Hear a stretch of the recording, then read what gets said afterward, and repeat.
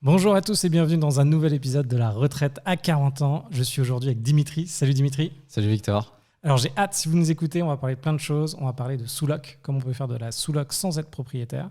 Et on va aussi parler des études et de ce que tu as pu faire. Parce qu'indirectement, on a quasiment le même début de parcours, donc je trouve ça fantastique.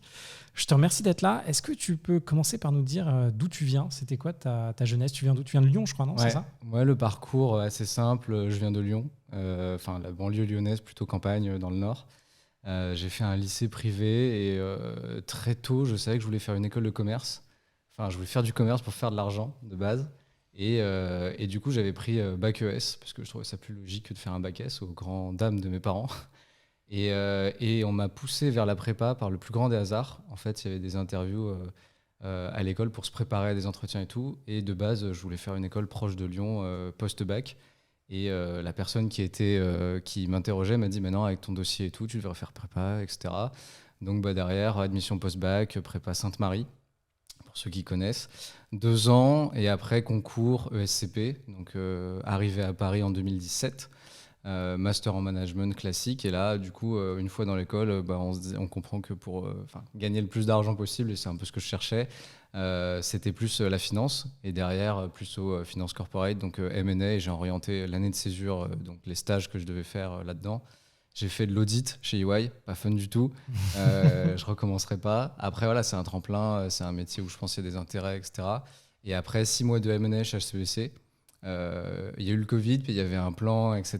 Donc c'était pas la meilleure époque, pas la meilleure ambiance pour eux. Puis là, ils ont fermé les bureaux.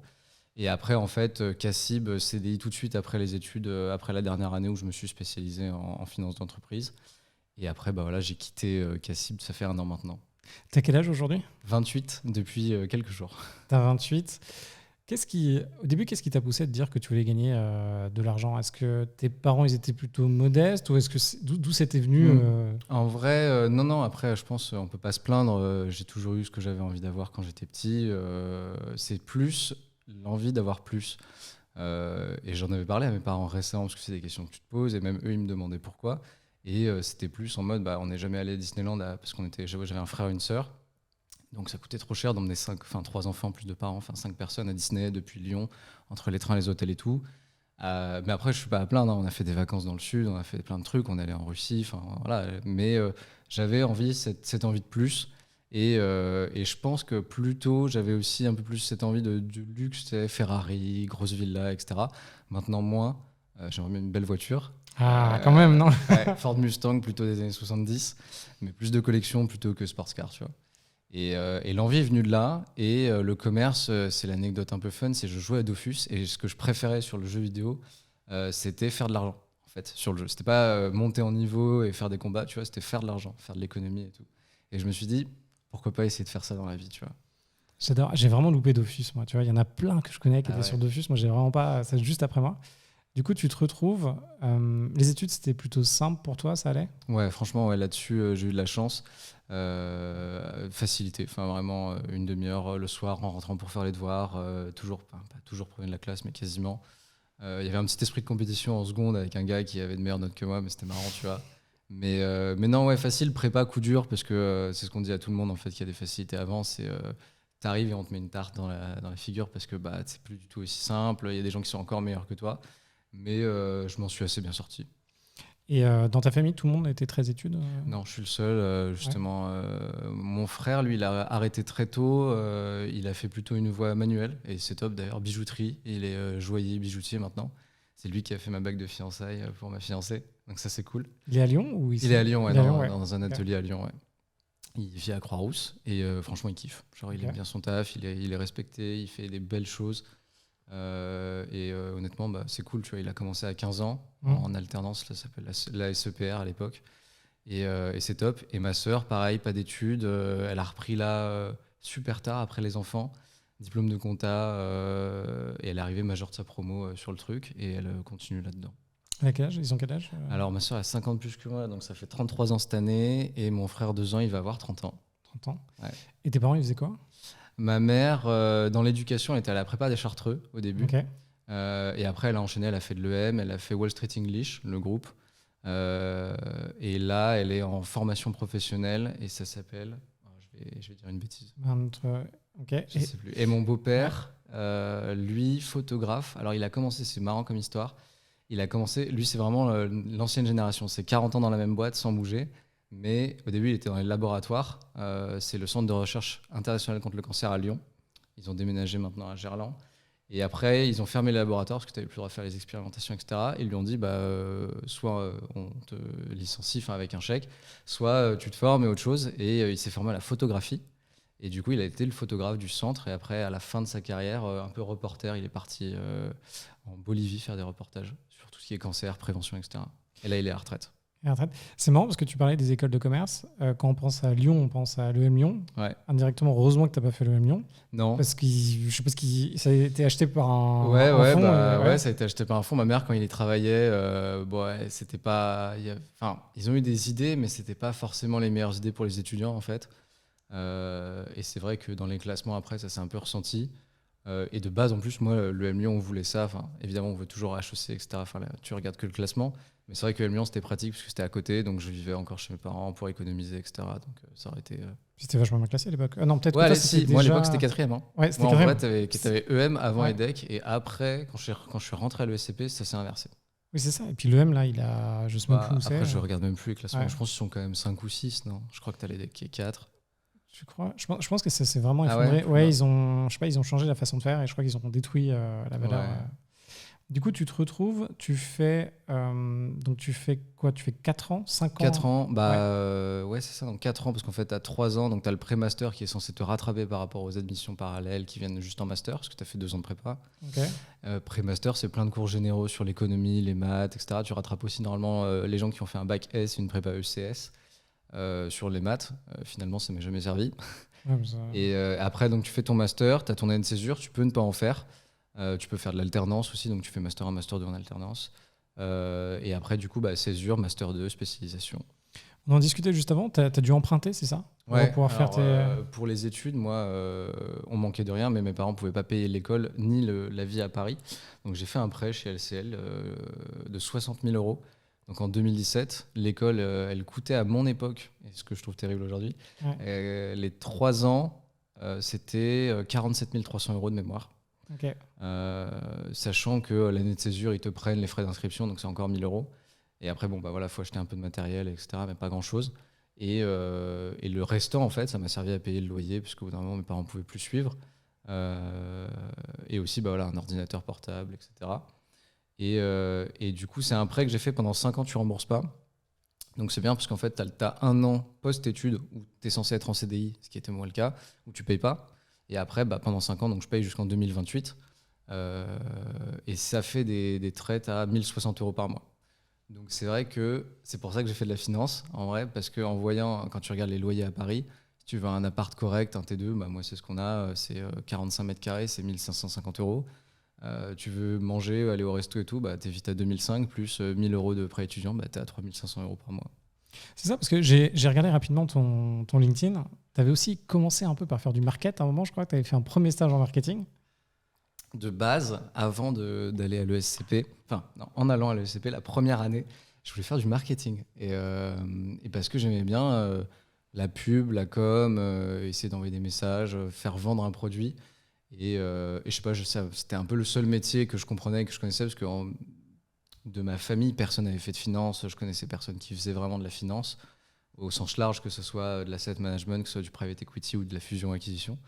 Et puis finalement, je me suis dirigé vers le M&A, comme je disais, assez rapidement, parce qu'en vrai, c'était pour le salaire à l'entrée. Parce qu'en sortie d'école, moi, j'ai commencé à 60 000 fixe. Après, les salaires ont été revalorisés. J'ai eu de la chance. La première année où je suis arrivé, ça a été revalorisé 2 fois de 5 000. Donc en fait, en 1 an, je suis passé de 60 000 à 70. Ouais, parce qu'il y a eu inflation, c'est ça ? Ouais, et puis tu avais aussi, c'était ce moment où il y avait une lettre des juniors de Goldman ou JP à New York, à Londres, qui avait fait pas mal de débats. Et en fait, on était à la traîne chez Crédit Agricole par rapport aux autres banques, BNP, SOG, les concurrents de la place parisienne, sur les fixes. Et du coup, il fallait quand même s'aligner, puisqu'après, les gens, finalement, ils partaient. Ils ont eu une grosse vague de démissions, en fait, quand on est arrivé. Et parce que les gens partaient ailleurs pour un salaire plus important, quoi. Ça a toujours été, Cassib, ça a toujours été un peu l'école des... parce que moi, tous mes potes qui étaient chez Cassib avec moi, ils partaient chez Goldman, pour le coup. Ils partaient HSBC, ils partaient Rothschild. Enfin, ils se faisaient former, même Lazare. Ouais, il y en a quelques-uns qui sont partis chez Lazare plus tard. Bah, nous, un Ouais. peu moins là, tu vois. Mais honnêtement, ouais, c'est ce que disait Armel. Je pense que tu te souviens. Ah, bah, je vois très bien, ouais. Et c'est ce qu'elle disait. Elle disait, c'est dommage parce qu'en fait, on nous forme hyper bien. On fait de plus en plus d'infra et on en faisait de plus en plus. Et c'est vrai que bah, t'es très bien formé. Et c'est ce que disaient les autres banques quand les gens allaient chez eux. Ils disaient, bah ouais, en fait, on vous pique les vôtres parce que bah, ils sont bien formés, ils savent faire les choses, quoi. C'est Armel qui t'a formé? Un petit peu. J'étais pas son vrai poulain, mais un petit peu, ouais. Un petit peu, ouais, j'étais son poulain à l'époque parce que du Ouais. coup il y avait un peu de. Parce que maintenant je sais pas ce qu'elle est. Elle est partie. Elle est partie. Ouais, elle est partie une année avant moi. Ok. Donc en 2022, ou non, 23. Parce que elle s'était accrochée, elle. Hein. Ouais, elle était directeur. Elle était directeur. Ouais, Elle est montée jusqu'à Elle est directeur. montée jusqu'à directeur. Wow. Et elle est partie pour prendre un poste partner. Et j'ai oublié, c'est Go Green, il me semble, si je dis pas de bêtises. Genre un fond de. Non, c'est du M&A, mais plus orienté infra renouvelable, il me semble. C'est marrant. Et toi, tu as été spécialisé parce qu'en gros, en M&A, souvent, tu as un pool global. Moi, j'étais Ouais. là-dedans. Et après, tu as des spécialisations, genre. Ouais, t'as des oil and sectorisations, gas, ouais, c'est ça. ouais. Non, moi j'ai toujours voulu rester généraliste parce que j'aimais bien justement pouvoir toucher à tout. J'ai fait autant du food, des pâtes, un deal Panzani qui avait échoué mais qui est parti chez CVC. J'ai fait du rail, j'ai fait du transport, du bateau, enfin de l'éolien et du gaming. Je me suis spécialisé en gaming, mais pas forcément. J'étais pas en TMT dans le secteur télécom, mais c'est vrai que je me mettais toujours sur tous les petits pitchs et les deals gaming parce que j'adore ça. Alors, à mon époque, c'était assez marrant parce que ceux qui étaient tu vois, dans le pool global, finalement, travaillaient beaucoup plus que les sectorisés. Et alors, toi, je sais pas si c'était ça. Et en fait, les sectorisés, nous, il y avait, je me rappelle, il y avait mes potes qui étaient en oil and gas, tu vois. Mm. Et en fait, c'était un peu relax et tout. Et de temps en temps, on se chopait un dossier oil and gas. Et en fait, trop bizarre. C'est pas eux qui récupéraient le dossier. Enfin, ils récupéraient, ils bossaient dessus, si tu veux. Mais ils nous renvoyaient, ils venaient nous chercher dans le pool. Tu vois, et moi, ils venaient me mettre dans les trucs sectorisés pour, tu sais, un peu. Bah après, oil and gas, là, il y a que des. Enfin, je crois qu'il y a un junior, entre guillemets, un asso. Mais sinon, c'est VP et puis MD ou D, tu vois. Mais ouais, ils ont changé parce qu'il y avait un secteur, c'était Metals and Minings. Oui. Il n'y avait pas de pas grand chose. Moi, on a failli faire des trucs qui étaient stylés en vrai, avec l'Allemagne notamment, mais ça n'a jamais rien donné. Et en fait, ils ont supprimé le secteur et ils l'ont inclus dans. Enfin, ils ont fait toute une restructuration des secteurs. Pour ceux qui savent pas, ton taf, c'était de prendre des dossiers, d'identifier des opportunités sur des deals, c'est Ouais, ça? en gros, t'as trois. Moi, je vois, il y a trois pans dans le M&A. Tu as la partie pitch, c'est vraiment la partie commerciale où tu vas chercher des clients. Donc tu leur pitches une idée, donc tu leur dis je te conseille de vendre ta boîte, prends-moi en conseil, ou je te conseille d'acheter machin, prends-nous en conseil.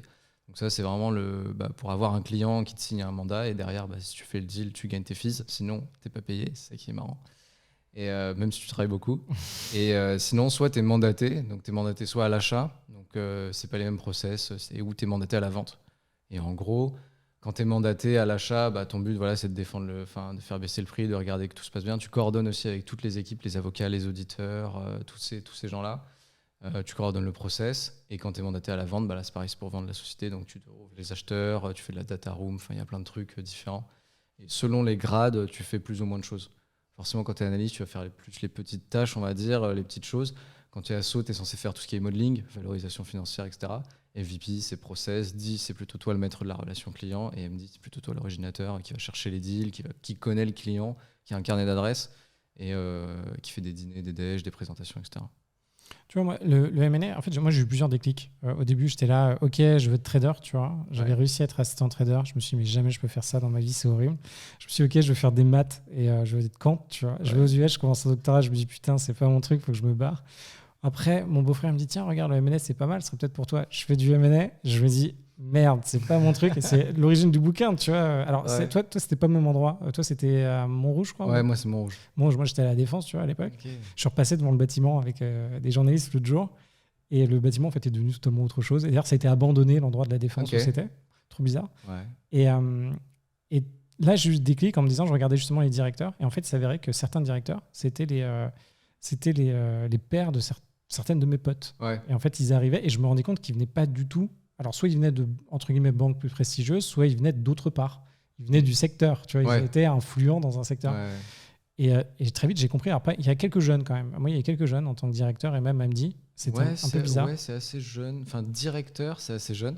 Ouais. MD, ça dépend. T'as et jeune et plutôt, enfin, je vais pas dire vieux, mais 50. Ouais, là 55. Ouais, 55. Et là, ce que je me suis dit, c'est à ce moment-là, je me suis dit, ok, en fait, le M&A, c'est pas pour moi. Faut que je trouve autre chose. Ouais. Toi, t'as quitté. Mm. Euh, Pour t'as- une toute autre histoire. Toute autre histoire, mais alors pourquoi t'as quitté du coup?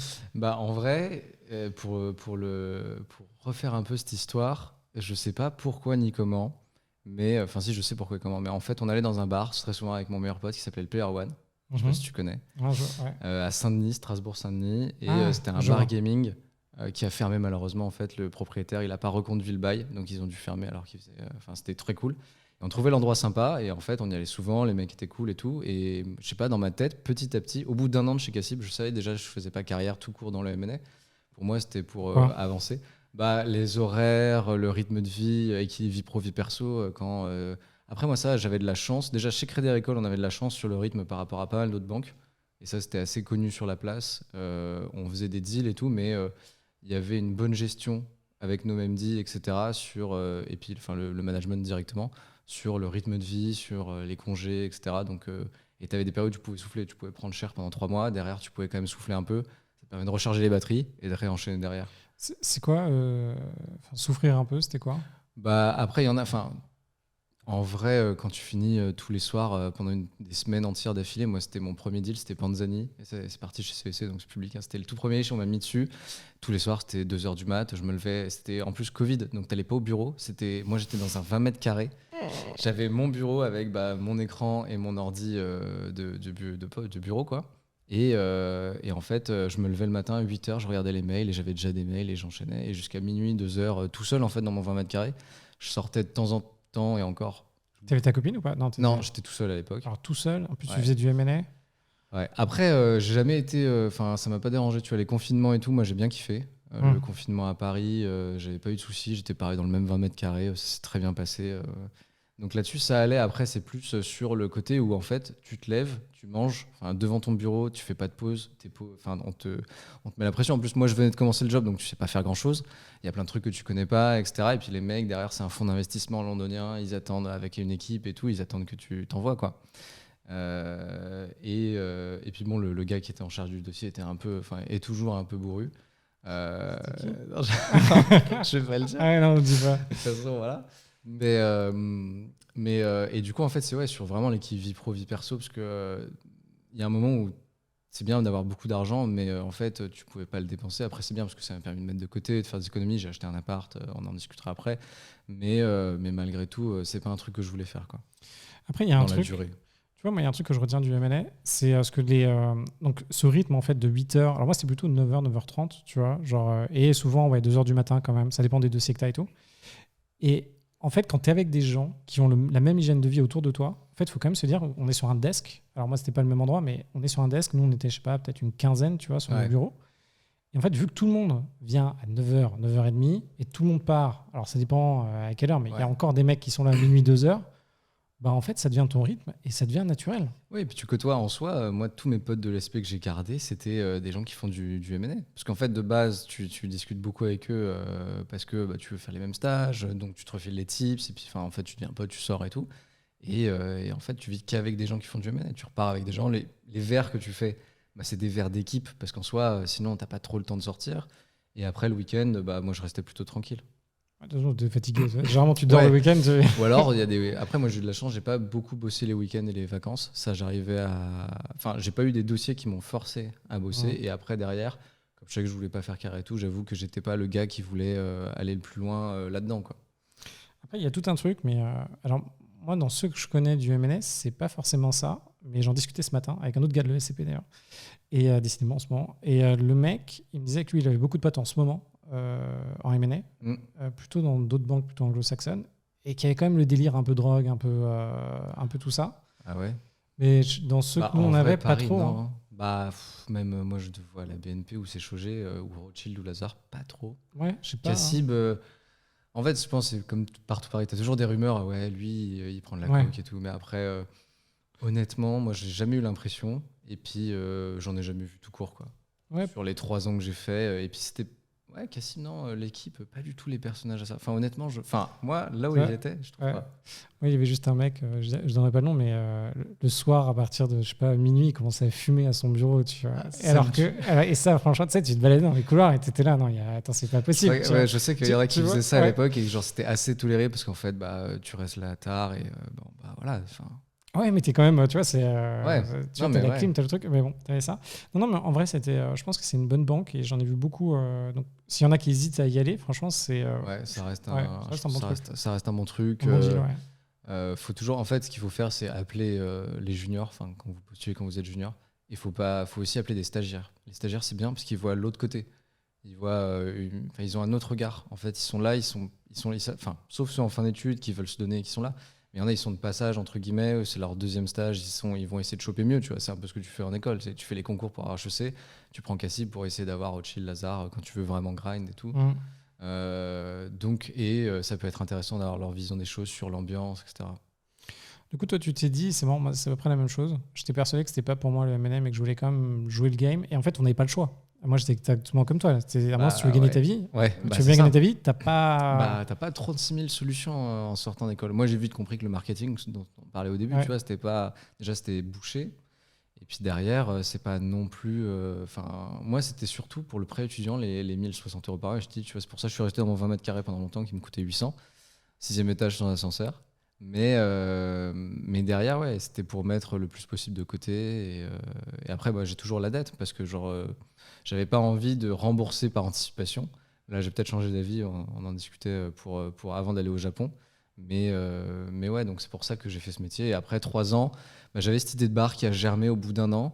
Et pendant 2 ans, elle a continué de germer et d'aller beaucoup plus loin. Et puis j'ai voulu me lancer. Et puis bon, finalement, ça n'a pas marché. J'ai pas obtenu le crédit pour acheter le bar que je voulais, que j'avais signé, etc. Et en voyant que même à un prix dérisoire, enfin de base, le truc était à 240. Le vendeur, au bout d'un moment, il était étranglé. Il m'a dit pour 140, je te le lâche. Moi, j'avais déjà fait la formation permis d'exploitation pour avoir la licence 4, tout était bon et tout. Mais aucune banque voulait me prêter pour 140 000. Trop Et bizarre. j'avais 110 000 sur la table, en liquide. Enfin, en liquide, en equity, quoi. C'est bizarre quand même. Ouais. Et en fait, En vrai. En vrai, ouais. Et En vrai, fait, c'est chelou. mais parce que je suis passé par une agence Ouais. qui trouve, enfin, en fait, toutes les annonces quasiment, tu as très peu d'annonces en direct, contrairement à l'immobilier, je trouve, de ma petite expérience. Et l'agence, même le directeur d'agence m'a appelé, il m'a dit, mais en fait, là, j'ai compris, vous aurez jamais de crédit. Parce que le bar, le gars, il avait que des bilans négatifs, il avait géré ça n'importe comment, il s'était mangé le Covid. Ok. Mais il est jamais allé lui-même dans le bar. En fait, il l'avait acheté avec plein de potes et ils avaient fait un montage. Et derrière, bah, il l'a jamais vraiment bien géré, il s'en est jamais occupé. L'emplacement était sympa, c'était boulevard Richard Lenoir. D'ailleurs, ça a été racheté, ça va devenir une pizzeria. Bon, dommage. Et en plus, moi, l'autre point, c'est que j'ai fait que de la finance. J'ai pas fait brasseur, j'ai pas fait.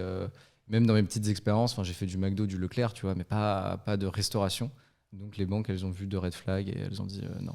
Après pour moi, ça s'obtient toujours des financements. En vrai, on peut toujours. Mais et après, c'était une période où il y a quand même eu Covid. Je pense que le nombre de faillites dans le coin. Bah, en fait, ils ont fait que ça. Ils ont fait que ça, de donner des financements à des bars avant. Et ils ont vu que bah, tout s'est écroulé. Et derrière, ils ont dit bah, on finance plus ce secteur. En fait, c'était vraiment le secteur où on n'avait pas envie de te faire des crédits. Moi, les taux qu'ils me proposaient, c'était 6% sur 7 ans à chaque fois. Ouais, mais c'est pas. Ouais, ça m'étonne pas. Alors généralement, les taux de LBO. Ouais.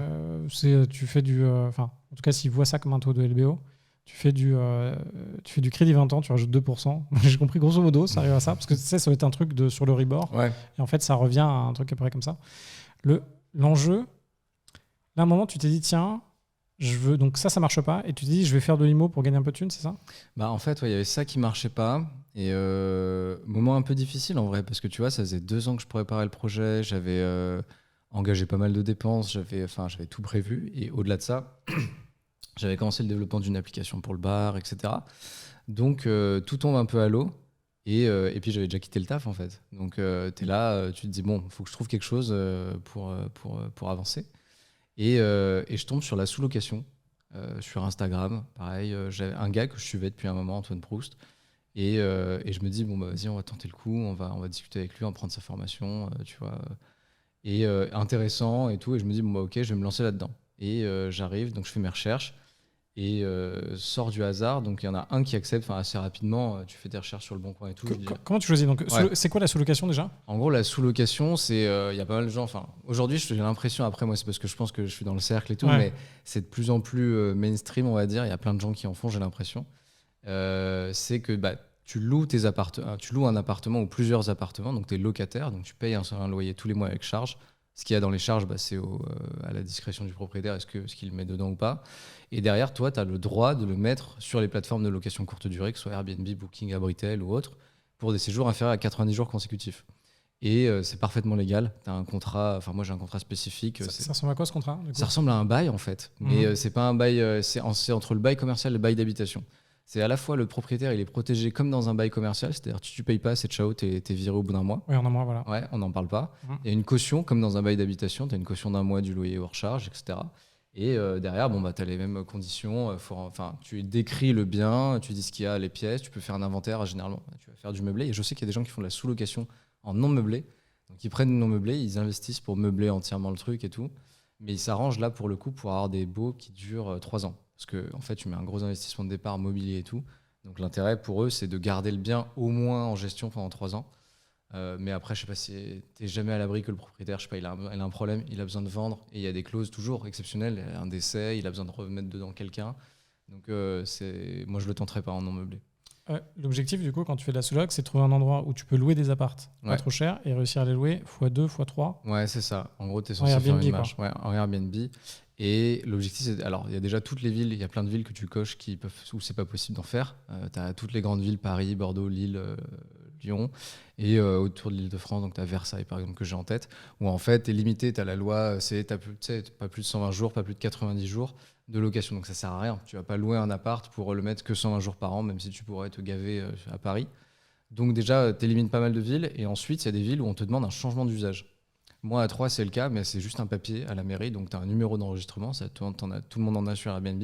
Mais en plus de ça, ton propriétaire doit signer une déclaration de changement d'usage où il dit que le bien immobilier qui était à usage d'habitation va être à usage commercial. Parce qu'en fait, c'est une activité commerciale, la sous-location. Et du coup, tu fais un changement d'usage, c'est juste un papier, c'est signé à la mairie, voilà, tout est déclaré. Mais il y a des villes où c'est plus chiant et tu dois compenser financièrement le fait que tu retires du marché, si je ne dis pas de bêtises, un bien immobilier qui était à usage d'habitation et qui devient à un usage commercial. Comment tu as su ça pour Troyes ? Parce qu'il y a des villes, par exemple, faire un changement d'usage à Paris, laisser tomber. Quoi. Ouais, non. Pareil, à Ivry-sur-Seine, laisser tomber, mais c'est dans l'autre sens. Donc en fait, Paris, pour convertir de l'habitation en local commercial, c'est impossible. À Ivry-sur-Seine, Ivry-sur-Seine, c'est impossible dans l'autre sens. Ah, de faire du commercial en habitation ? Exactement, parce qu'ils veulent garder les boîtes. Okay. Parce qu'on peut faire plus de taxes sur les boîtes. Bah ouais. Et du coup, c'est l'opposé. Donc, il faut faire attention, c'est pas forcément dans un seul sens. Ouais, alors ça, ouais, après nous, moi, je sais que quand tu fais tes recherches, tu regardes que les appartements déjà à usage d'habitation. Mais tu pourrais te dire, mais là, on sort de la sous-location. Enfin, je sais pas si tu aurais le droit de sous-louer un local commercial et d'en faire du Airbnb. Je suis pas sûr. Ça dépend en fait, ça dépend des endroits. Okay. À Paris, c'est interdit. Au début, c'était un peu la technique. Tu prenais un local commercial. Ça, j'avais vu. Aujourd'hui, non. En fait, il y a des destinations, des sous-destinations. Et là, aujourd'hui, ils ont quasiment tout cuté.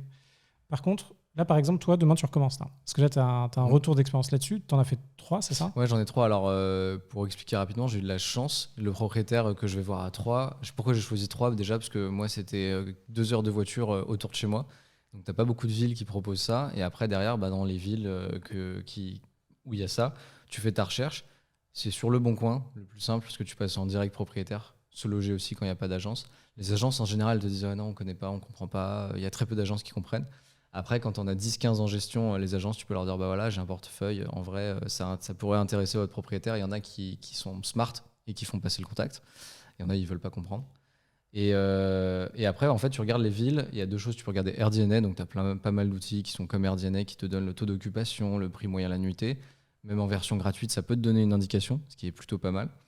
Mais derrière, tu as aussi Airbnb qui a sorti son propre outil et c'est pas mal. Tu peux voir, tu mets ton appart, tu dis c'est un T2, tu dis le nombre de voyageurs et tu regardes et te mettent un prix moyen à la nuitée. Et en vrai, avec le recul, on a regardé même avec les gens du groupe WhatsApp, de mon groupe WhatsApp qui font de la sous-loc aussi, sur pas mal de villes, ils se plantent pas. Donc tu peux estimer assez facilement tes revenus selon ton appart. Et derrière, ce que tu vas regarder aussi, c'est est-ce qu'il y a beaucoup d'apparts sur Le Bon Coin et Se Loger qui sont en ligne ? Parce qu'en fait, si tu ne trouves pas d'appart dans la ville, ça sert à rien. Il y a des villes qui vont être top pour faire du Airbnb, mais si tu ne trouves pas un seul appart à sous-louer, c'est pas la peine. Donc déjà, tu élimines toutes les villes où tu as une annonce par semaine qui pop, parce que ça sert à rien, tu n'arriveras jamais à l'avoir. Genre où ? Moi, je sais plus, mais je crois qu'il y avait des villes que je trouvais intéressantes, mais tu avais Sens.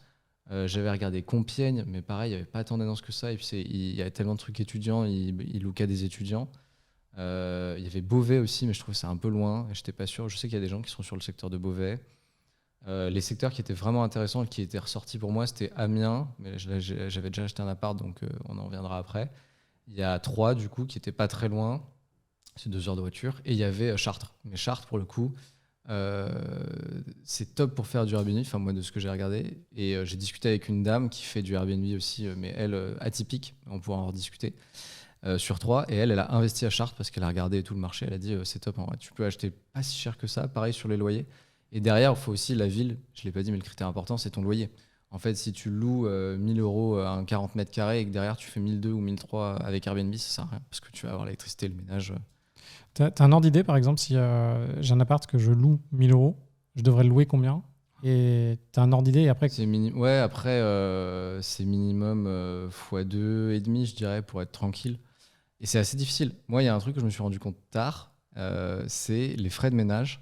En gros, sur Airbnb, tu peux mettre tes frais de ménage. Et il y en a pas mal qui te disent, ouais, c'est une charge neutre, parce qu'en soi, tu payes ta femme de ménage 20 euros et puis tu mets 20 euros sur Airbnb. Sauf qu'Airbnb, ils te calculent ça comme du chiffre d'affaires, ton ménage. Donc, ils prennent leur commission dessus. Donc, moi, pendant longtemps, je mettais 20 euros de ménage, que ma femme de ménage me prend 20 euros. Et pendant longtemps, en fait, ils prennent 15% de 20 euros, donc 3 euros. Sauf que quand tu fais 60 réservations par mois, en fait, tu accumules vite un petit déficit. Quand tu vas faire le virement à ta femme de ménage, tu te dis, ah, il y a une petite couille dans le pâté, quoi. Et du coup, là, j'avais repris sur Excel correctement, comme on m'a appris à faire. J'avais tout posé, j'avais calculé, etc. Et même, il y a des moments où si tu baisses trop pour remplir, moi, c'est un peu ce que je fais. Le but, c'est de faire le plus de. Enfin, je suis quasiment complet à chaque fois, je dois avoir 90% de taux d'occupation. Mais du coup, je baisse les prix. Il y a des moments, en fait, baisser le prix, ça devient contre-productif parce qu'en soi, si tu fais la nuit, moi, le plus max que j'ai baissé, c'était 33 euros la nuit pour un 45 mètres carrés. Et c'est un peu contre-productif parce qu'en fait, tu gagnes 4 euros à peine. Et encore, si tu comptes les charges, donc l'électricité qui a été consommée le jour, etc., tu es en négatif. Donc, pour faire du cash flow positif, il faut faire 2,5 minimum. Là, aujourd'hui, tu devrais resélectionner une zone, tu changerais quoi? Je pense que je regarderais plus. Déjà, en fait, moi, ma difficulté, c'était surtout comme je suis à Paris. Encore une fois, tu as pas mal. Déjà, en Ile-de-France, tu as plein de villes où ça marche pas. Et derrière, faut faire beaucoup de trajets en voiture. Mais je regarderais pas les villes qui sont saisonnières, comme le sud ou les plages ou la montagne. Je regarderais les villes qui ont pas mal de. Enfin, Chartres, ça marche bien. Troyes, ça marche assez bien. Je suis assez surpris. Même les gens, quand je leur en parle, ils sont assez surpris aussi. Parce que je suis quand même bien rempli et tu as quand même le centre historique qui est mignon et tout. C'est mignon. Ouais. La rue des Chats, non? Ouais, t'as rue des Chats. Moi, je suis rue Champeau, c'est la rue piétonne la plus belle et j'ai eu de la chance là-dessus. Mais je regarderais plus Rouen, par exemple, tu vois. En fait, il y a plein de monde, mais le but après, c'est de sortir du lot. Et c'est ça qui est le plus difficile en sous-location. Tu vois, moi, quand je regarde des différentes villes, les biens qui ressortent, c'est même dans les villes de taille moyenne, c'est de faire des maisons. Donc les maisons, ça se loue vachement bien. Généralement, en fait, on peut regarder ce qui fait le plus de chiffre d'affaires. Généralement, dans les villes, c'est les maisons, on peut être 6 à 12. Ouais. Maison sympa. Dans le sud, maison sympa avec piscine. Dans certaines zones qui ne sont pas hors de prix en termes d'achat, on peut quand même monter à du 100, 200 000 euros l'année de chiffre d'affaires. Après, il va y avoir les studios simples ou les 2 pièces simples avec vue sur mer, par exemple, avec une vue, un truc sympa. Et enfin, il y a les fameux atypiques. Les logements atypiques. Dont les love rooms, qu'est-ce que c'est, le jacuzzi, tout ça, qu'est-ce que t'en penses? Ouais, après, en fait, logement atypique, et pareil, encore une fois, je pense que c'était un peu les précurseurs, les love rooms, et je trouve ça bien. Moi, c'était. Qu'est-ce que c'était? C'est Loïs qui nous disait il avait un deal, je crois que c'était dans le sud, alors je sais plus quelle ville, où les mecs faisaient quand même 15 000 par mois, quoi, sur 3-4 appartes, je sais plus combien, et c'est quand même plutôt sympa. Après, c'est une organisation pour le ménage, pour l'entretien du jacuzzi, la consommation d'eau et d'électricité. Je pense que. Mais derrière, et c'est ça que je préfère avec les logements atypiques, et je vais expliquer un peu pourquoi je trouve ça plus intéressant que la sous-location, c'est qu'en réalité, tu prices plus haut, en fait. Et les gens, ils viennent. Enfin, tu vois, honnêtement, toi, à la nuitée, 10 euros de différence, c'est quand même pas mal si tu fais un mois entier, si c'est ton activité. En revanche, le mec qui regarde les logements, tu vois, 10 euros, il n'est pas à 10 balles près pour une nuit.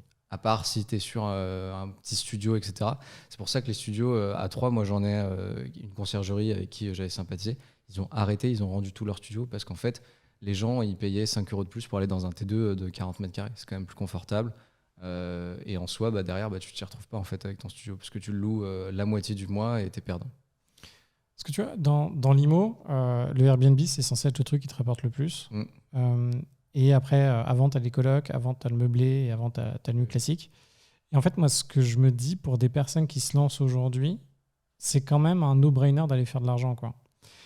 Parce que, tu vois, quand tu fais du Airbnb, que tu commences à encaisser du 2000, 3000 euros, alors après, ça dépend, t'as des apparts, tu peux faire du 8, 10 000 euros, mais tout de suite, c'est des montants beaucoup plus significatifs. Alors que quand tu fais de l'immeuble de rapport tout court, ça dépend où tu le fais. Ouais. Alors déjà, il y a toujours ce ratio.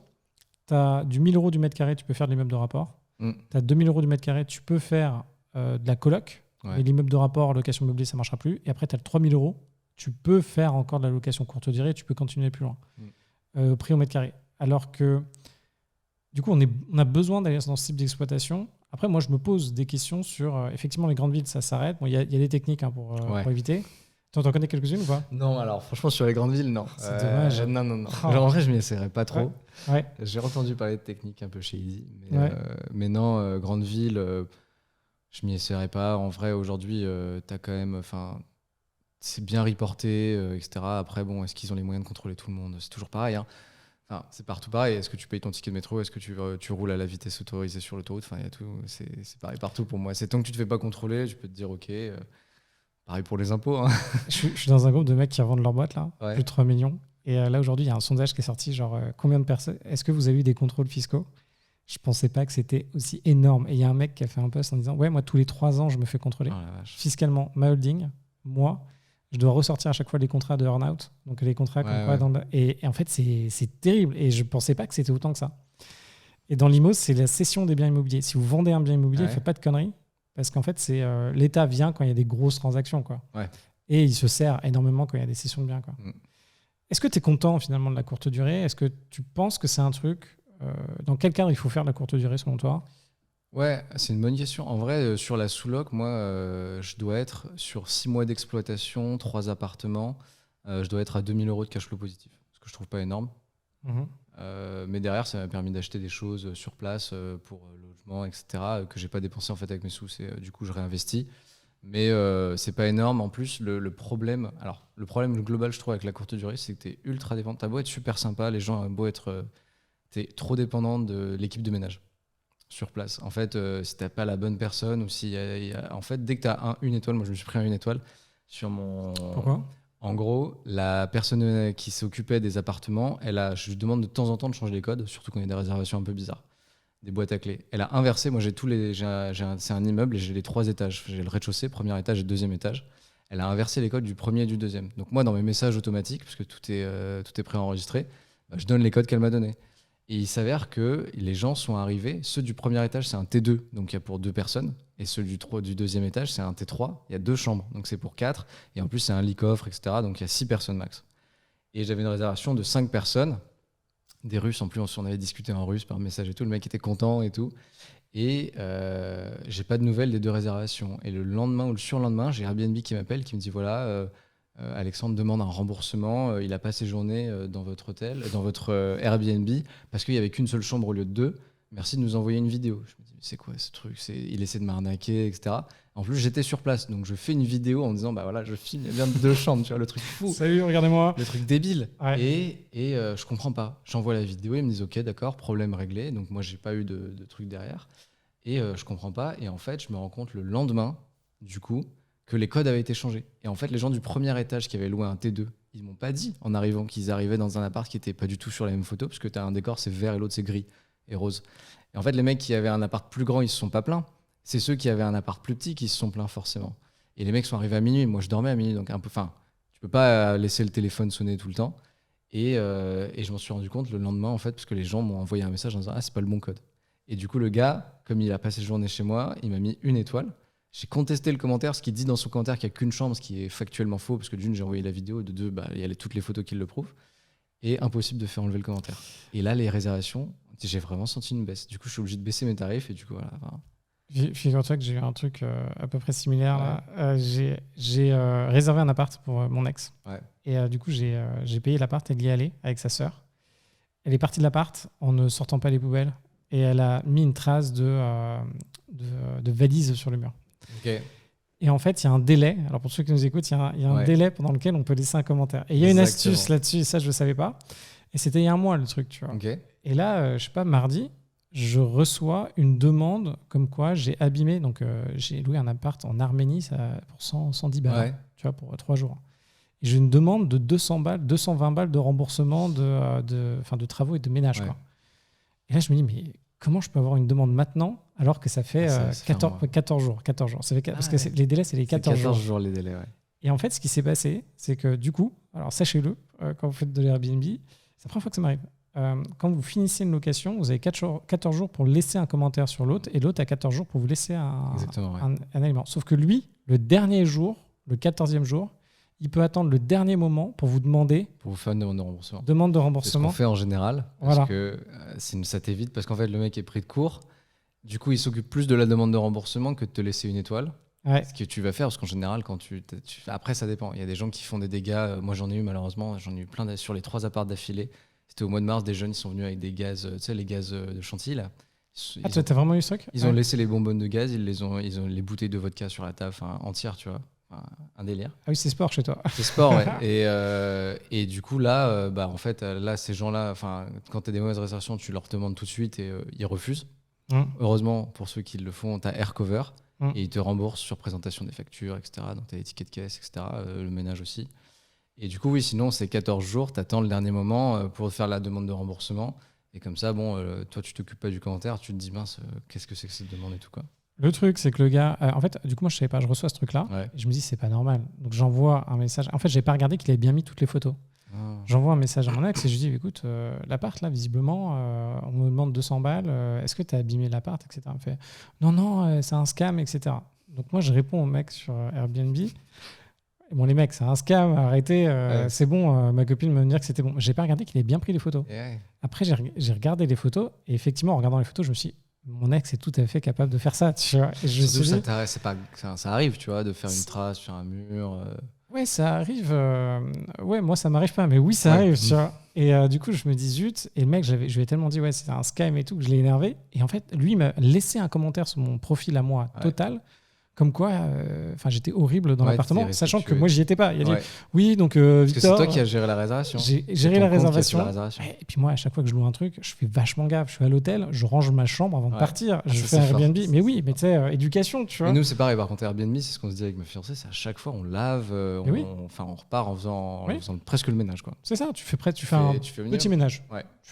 Et puis. Tu laisses propre. Tu laisses propre. Et après, derrière, les gens s'occupent des draps et tout, mais tu sors les poubelles. En plus, souvent, on le demande de sortir les poubelles. Oui, et sauf que, en fait, ce que j'avais oublié, c'est que mon ex était tout à fait capable de ne pas faire ça. Et vu que moi, je le fais à chaque fois, en fait, elle se pose pas la question. Tu vois, il y a toujours un gars qui le fait. Et bref, je me suis tapé un mauvais commentaire. Et là, j'arrête pas de faire chier tous les jours Airbnb. À chaque fois, je demande, effacez-moi le commentaire. Ils veulent pas, je redémarre le truc d'aide, je fais effacez-moi le commentaire. Je pense que je vais essayer moi aussi de je te dis si ça marche. Ouais, moi je te dirais aussi, parce que moi, factuellement, en fait, le commentaire il est faux, il dit qu'il n'y a qu'une seule chambre. Après, il se plaint d'autres trucs, il dit il y a les toilettes dans le salon, etc. Mais c'est l'agencement, bon, ça j'y peux rien. Ouais. Mais j'avais essayé, ça n'avait pas marché. Donc on verra. T'as mis les toilettes dans le salon? Non, mais c'est le propriétaire, en fait, c'est pas mon appart, donc tu as les toilettes dans le salon, c'est des toilettes séparées. Bon. Ok. Mais c'est sur la porte s'ouvre sur le salon. Ok, bon ok. C'est pareil, la cabine de douche est dans la chambre, t'as pas de salle de bain. T'as le lit et en face de toi, t'as la cabine de douche. Après, c'est un appartement pour 2. Ça passe. Quand t'es entre amis, tu t'adaptes. C'est tout. Tu le vois sur les photos, après, voilà. Ouais, et surtout que moi, Airbnb, il y a un autre truc que j'ai pas compris. Il faudrait qu'on trouve un avocat Airbnb. Ça serait bien. J'avais loué une baraque pour partir avec mes équipes il y a 2 ans à côté de Biarritz. Et en fait, sur les photos, on ne voyait pas qu'une des chambres ne fermait pas. Okay. Et du coup, tu avais une chambre qui donnait genre sur le salon, tu vois. Ah ouais. Et la problématique qu'on avait, c'est on était les mecs de la boîte, tu vois. Et on peut pas. À un moment, j'aurais dit, je veux pas rester là, c'est pas possible. On peut pas avoir une chambre qui reste ouverte tout le temps sur le salon, etc. Ouais. Et ils m'ont dit, non, sur les photos, en fait, tout était bon, on va pas vous rembourser. Et genre, j'avais 2 ou 3 000 balles de villa. Ouais. Et j'ai reloué une autre villa, du coup, à Biarritz, tu vois. Okay. Et là, ils m'ont pas remboursé. Donc, de temps en temps, Airbnb, je les trouve un peu. Ça dépend en fait. Côté propriétaire, ils sont, contrairement à Booking où moi j'entends que des horreurs sur Booking. Ouais, et d'ailleurs, la plateforme est horrible. Ergonomiquement parlant, c'est terrible. Et sur les cautions, ça marche pas. Les gens, quand t'as un problème, le SAV, ils t'envoient bouler. Enfin, vraiment, c'est affreux. Au moins pour le coup, Aircover, moi, là où il y avait les jeunes qui avaient fait n'importe quoi et qui avaient cassé des trucs, c'est vrai que c'est assez immédiat parce qu'en fait, le voyageur, tu lui envoies la demande. 99% des cas, le voyageur refuse la demande de remboursement. Mhm. Il est en mode je m'en fous, c'est pas flemme. Et tu as Aircover qui prend en charge, mais je comprends pas comment financièrement, eux, ils arrivent à chaque fois. Ils ont des contrats d'assurance, ils font leur marge, tu vois, mais t'imagines si à chaque casse, en fait, c'est jamais toi qui payes, c'est toujours Airbnb, sa compagnie d'assurance. C'est quand même compliqué. Tu utilises un outil d'automatisation ou Sur pas? ouais, non, tout ce qui est prix, etc., non, je fais à la main. Tu fais à la main En et vrai, pour gestion les trois, pareil. Enfin, après, gestion, c'est que des messages automatiques que tu programmes dans ouais, Airbnb. qui sont programmés dans Airbnb. Et derrière, bah, je réponds à mon téléphone. Tu vois. Déjà, c'est très rare qu'on m'appelle. On m'appelle quand il y a un problème, ce qui est pas cool. Mais, ou alors, il y a les gens, voilà, ils n'ont pas vu le message, etc. Je leur dis non, pas de souci. Après, moi, j'aime bien ce côté où tu communiques. C'est pour ça que je voulais ouvrir un bar. En fait, j'aime bien la relation client. Donc, ça me dérange pas trop. Et au contraire, c'est ce qui, enfin, à mon sens, c'est ce qui fait que même si tu as des messages automatiques, ça rend un poil plus humain le truc. Et ce qui fait que les gens sont plus enclins à laisser de bonnes notes. Parce qu'en général, quand tu es sympa, je sais qu'il y en a, ils font payer, tu vois, les départs tardifs, les arrivées plus tôt, etc. Moi, je le fais pas. Le mec, il me dit, ouais, j'ai mon train à 14h, est-ce que je peux rester jusqu'à 13h dans le logement? Je vérifie avec les équipes de ménage si dans le planning ça passe. Si ça passe, je dis oui.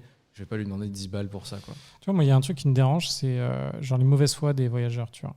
Et Bah, il y en a beaucoup. c'est la nature humaine. Hein. Enfin, après, ça dépend sur... Ouais, c'est Tu- pareil, hein, ça dépend sur qui tu tombes. Hein. Tu vois, j'ai un mec, j'ai souvent le cas d'ailleurs, donc il faut que je trouve une solution. Ils me font, ah, notre avion finalement a été décalé, au lieu de partir à 15h, est-ce qu'on peut partir à 18 ou 19h? Au lieu de partir à 11h, pardon. Ouais. Et moi, j'ai le ménage automatique, Ah j'ai oui, le nouveau non, gars ouais. qui arrive. Et je dis, bon, bah, je peux pas. Et ils me font, ouais, mais vous avez un endroit pour les valises. Et je fais, je suis vraiment désolé, j'ai pas Non, d'endroit pour les valises. c'est pas un hôtel. Les mecs sont vexés. Et après, ils te mettent, mauvaise note, tu vois. Ça m'est jamais arrivé. Ça, alors, je l'ai eu 2 fois. La dernière fois, bah là, c'était hier. Ouais. L'autre fois où je l'ai eu sur un appart. Et finalement, l'appart était dispo ou avant-hier. Et j'ai eu un autre truc, un truc que je trouve lunaire. En fait, c'est là où on se rend compte que les gens, je sais pas comment ils font. Alors, quand on visite de l'IMO pour acheter, on se rend compte aussi qu'il y a des gens qui sont très bizarres. Et là, j'ai un mec quand même, avec sa famille, un Américain, il a réussi à rentrer dans mon appart et à perdre la clé en moins de 20 minutes dans l'appartement. C'est fort. Et là, je me dis, et ma femme de ménage l'a retrouvé sous le meuble de cuisine. Mais comment on peut perdre une clé en 20 minutes, tu vois? Ouais. Et après, les gars sont pas contents. Parce que tu vois, ils veulent une réponse tout de suite, ils sont en vacances, ils sont machin. Et Ouais. pareil, ils m'ont mis 2 étoiles en communication, Ah tu ouais. vois. Et là, je me dis, ah ouais, quand même, c'est chaud. Et il y a plein de trucs qui sont un peu. Bah, pour moi, c'est un des problèmes avec la courte durée. Et c'est pour ça que je trouve le logement atypique qui peut potentiellement solutionner ça. En gros, la courte durée, déjà, en sous-loc, t'es pas propriétaire de cet appart. Donc, si ton appart est défectueux, moi, c'est enfin, défectueux. Moi, ils sont vieux, tu vois, c'est un truc 3, bah, tu vois comment c'est, hein, dans le centre historique, c'est tordu, etc., c'est du vieux bois. C'est compliqué si vous achetez, faites vachement gaffe. Ouais. C'est quand vous allez péter les murs, c'est horrible. Moi, j'ai eu des trucs moi, là-bas. J'essaye pas, mais comme c'est pas chez moi. Mais tu vois, là, typiquement, j'ai envoyé, il y avait le truc de douche, bon, bah, je l'ai changé, la tête de douche. Et en fait, c'est des cabines intégrées, donc tu as la colonne, tu sais, c'est du plastique et tout, c'est un enfer. Et je lui montre en vidéo au propriétaire, je dis ouais, ça fuit, est-ce que tu peux changer ça? Parce que là, pour le coup, comme c'est une cabine intégrée, bah, c'est pas. Il me dit bah non, c'est un modèle, enfin, je peux pas changer la colonne. Et c'est vrai, c'est tout intégré, t'es obligé de changer la cabine entière. Et bah, ça reste comme ça.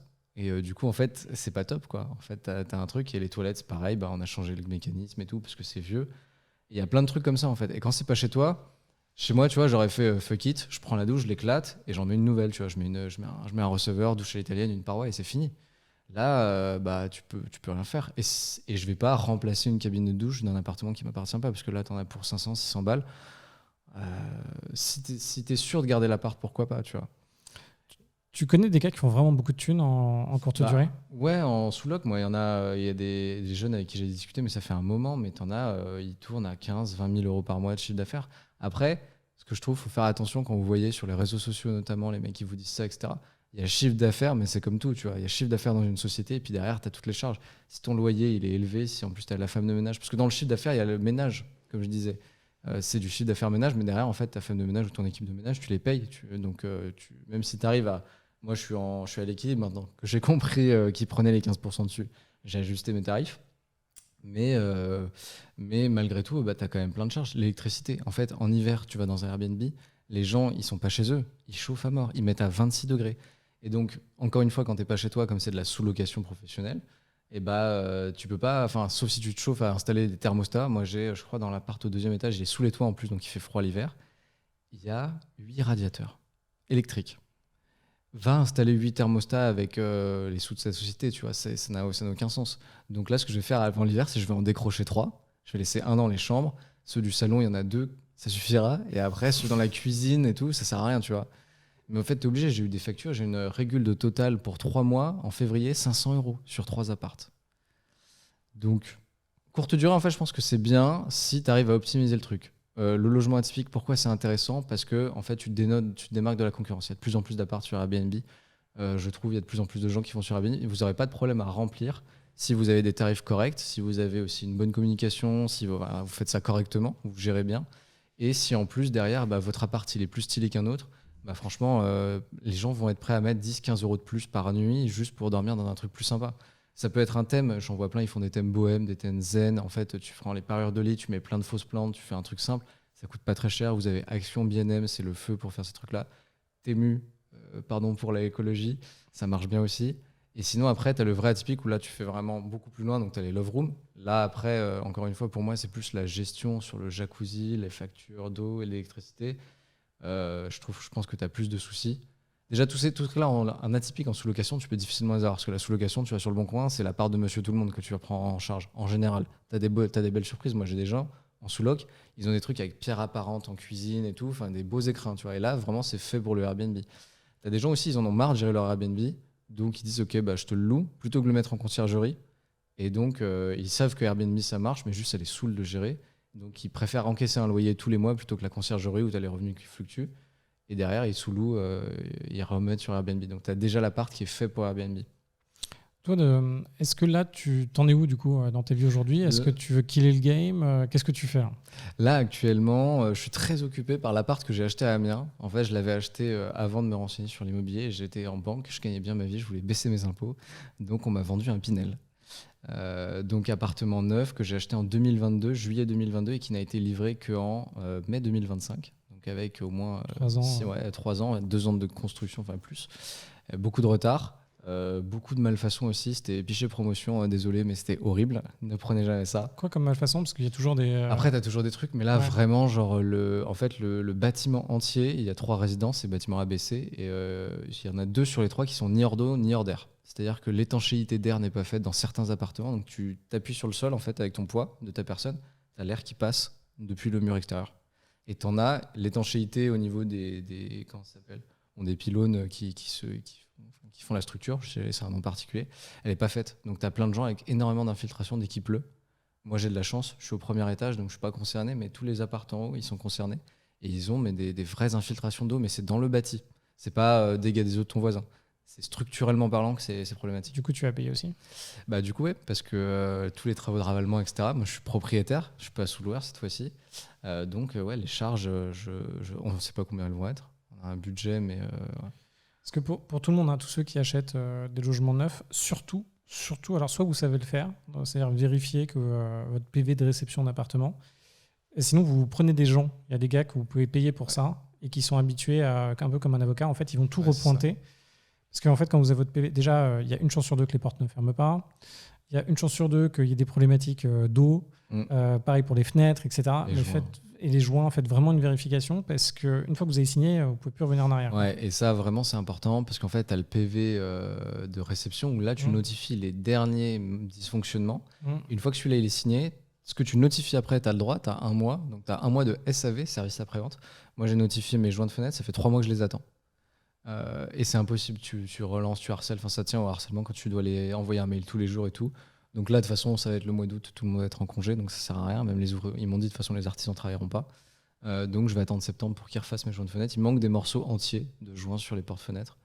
Ça va que c'est l'été, donc t'as pas trop de problématiques de froid, etc. Mais tu vois, c'est même pas conforme sur l'isolation, quoi.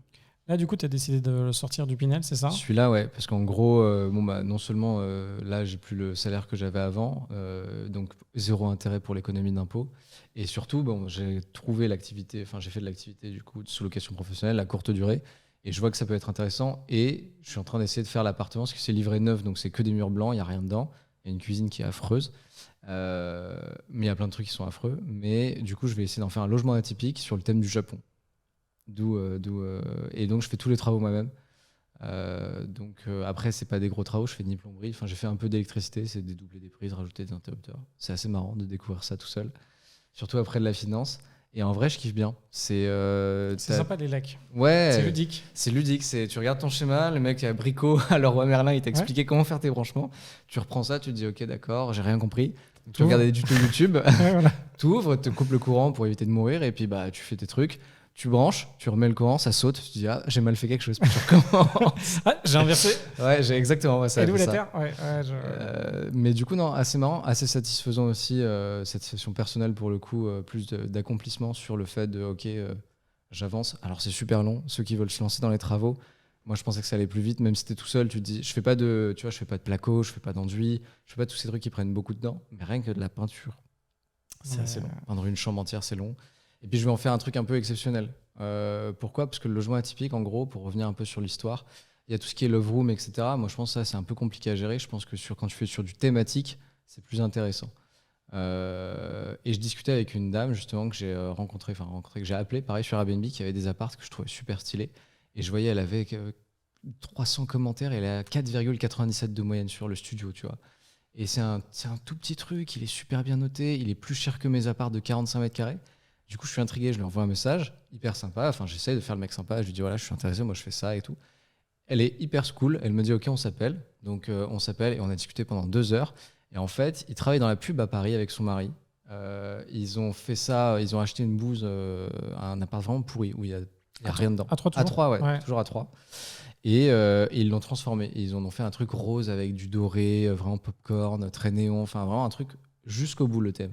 Et elle me dit, en fait, ça a tellement bien marché, on en a fait un deuxième, puis un troisième, on a quitté nos tafs, on est en SCI à l'IS. Et là, elle a investi à Chartres. C'est pour ça que je dis Chartres, bon plan pour la location courte durée. Et elle continue, ils vivent de ça maintenant avec son mari. Et elle se fait kiffer, tu vois. Elle fait les projets, c'est pas elle qui fait les travaux, mais ils font tout ce qui est recherche de biens, ils font la gestion eux-mêmes. Ils ont un homme de ménage, enfin un homme d'entretien, un homme à tout faire, pardon, qui fait aussi, tu vois, tous les soucis de plomberie, d'électricité dans l'appart, etc. Et elle me dit, en fait, ça génère des très très beaux chiffres. Et ils ont un taux d'occupation qui est plus faible, ils sont à 70-80. Mais en fait, ce qu'elle m'explique, c'est que moi, mon prix plafond, en gros, sur un 45 mètres carrés à 3, en haute saison, je suis à 55 € la nuit et ça se loue. En basse saison, donc hors période de vacances scolaires, tout simplement. Après, tu as le mois de juin, etc., qui c'est comme bien. Je peux descendre à 35-40 € la nuit. Et elle, en fait, elle est à 55 € toute l'année quasiment. Et après, derrière, elle peut monter beaucoup plus haut l'été. Et elle est réservée. Parce que déjà, bon, elle a des bons commentaires. Forcément, ça aide. Et en fait, quand tu as un logement aussi qui est un peu plus exceptionnel, tu peux mettre un ménage plus exceptionnel. Donc, tu payes une entreprise ou une société de ménage un peu mieux qui te fait un truc un peu plus luxe, une prestation un peu plus premium, on va dire. Donc, déjà, tu es moins embêté par les commentaires sur tout ce qui va être poussière, saleté, etc. Après, voilà, il faut bien gérer le truc. Et en plus de ça, là, bon, c'est pas de la sous-location. Ce qu'elle fait, c'est elle est propriétaire. Et du coup, tu as amorti les travaux, etc. Et en gros, c'est ce qu'elle fait. Elle rachète des trucs qui sont vraiment affreux. Ils prennent une équipe qui les suit maintenant, une banque qui les suit aussi. C'est important, se faire toujours suivre par une banque qui comprend le projet. Mais elle m'a dit, pour le premier, ils ont fait 20 établissements bancaires différents. Ils ont galéré à avoir le crédit. Et après, ils ont présenté 6 mois de bilan. Et la banque, elle a vu, OK, c'est cool, ça marche bien, ça fait du cash. OK, je vous finance et on continue. Et là, du coup, ils en sont à leur 4e en 3 ans. Ou 2 ans, je sais plus. Ça fait pas si longtemps que ça. Ouais, c'est tout ce qui est produit générique, en fait, ça marche pas trop à un moment. Non. Enfin, produit générique, il faut vraiment faire de la masse. Pareil, dans le coworking, tout ça, il faut être capable de faire de la masse. Il faut être bon pour faire de la masse. C'est dur de faire de la masse. C'est ça. Et du coup, il faut faire des trucs globalement sympas. Et dans les produits, là, par exemple, on est dans une ville, à Saint-Nazaire. On est sur un projet de faire un appart sous-marin, tu vois. Parce que là-bas, tu y vas pour visiter un sous-marin, tu vois. Et on est en train d'avancer sur un projet d'appart sous-marin. En fait, c'est un truc, soit effectivement, tu trouves ton appart vue mer, vue sympa, que tu négocies bien. La première photo, c'est tu vois que tu vois la mer de chez toi, même si t'es un peu loin, c'est pas grave, tu vois la mer. Ou sinon, si t'as des trucs qui sont un peu classiques, ça sert à rien, en fait. Ouais. En fait, il y en a tellement. Moi, je regarde, tu vois, il y en a tellement sur Airbnb. Donc là, les trucs classiques, c'est une guerre de prix. C'est tellement cher et t'es correct. Enfin, tes photos, elles sont bien. Après, il y a l'emplacement. Forcément, tu vois, à 3, moi, je suis en plein centre. En plein centre-ville historique, etc. Il y en a qui sont plus éloignés et tout. Mais donc l'emplacement joue forcément, mais ça dans l'immobilier, que ce soit dans la location courte durée ou même longue durée, c'est l'emplacement.